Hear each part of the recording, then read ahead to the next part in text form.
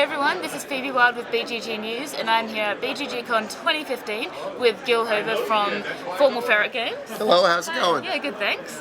And he's going to show us the expansion that he has for Battle Merchants, which is Battle Merchants New Kingdoms. New Kingdoms, that's right. So Battle Merchants came out last year, 2014 for Minion Games, and Minion and I have released this, well, Minion has released a new expansion for it that I'm currently selling at the BGG booth, and it's also available from Drive-Thru Cards.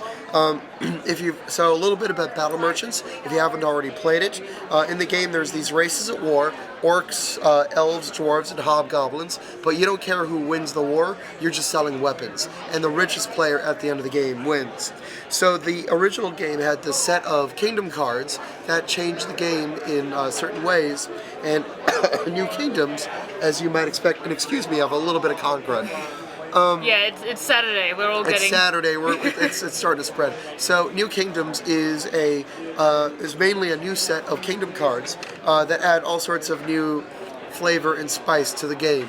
So first thing that comes in New Kingdoms are these 4 cards right over here, and these are these form a craft tracker. So if you played the basic game, you knew that was a little frustrating to have to keep asking people what their levels of craft were. Here it's very easy to tell, and you can keep your craft just in a pile in front of you, which is a lot easier to keep track of. So that's one of the things that this comes with. Another thing are obviously these cards, and there are some familiar cards in here, but some of them have a new spin. Like if you one card in the old deck were localized need cards, like there was one that said localized need mountains.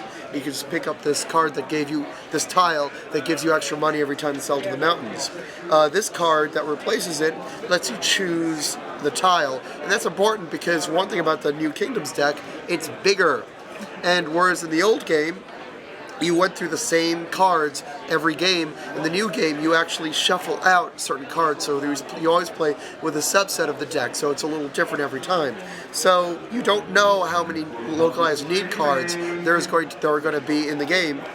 Therefore, the localized need cards let you pick up any of these 4 tiles in the corners of the board, and that makes things a little bit different. Another thing that's different are weird cards like this. This is the completely reputable loan. This lets you get 10 coins at the beginning of the game. However, if you do not get a certain bonus, the highest defeated weapons at the end of the game, then these loan sharks will come back after you, and you're going to lose all your defeated weapons points and 5 coins. So it's kind of interesting. You're making like sort of a promise at the start of the game, and you're working the whole game to fulfill it. There's other cards. There's this one over here that lets you win ties when your weapon is faced off against other weapons on the board. There's a card for a dragon that lets you put a dragon that blocks certain spaces on the board, and you can only defeat it by using a really powerful Vorpal weapon. And when you do, it counts towards your defeated weapons bonus. So there's all these interesting things that the expansion provides, which I think really adds a lot of flavor and zest to the game. Excellent. As you said, it's available now.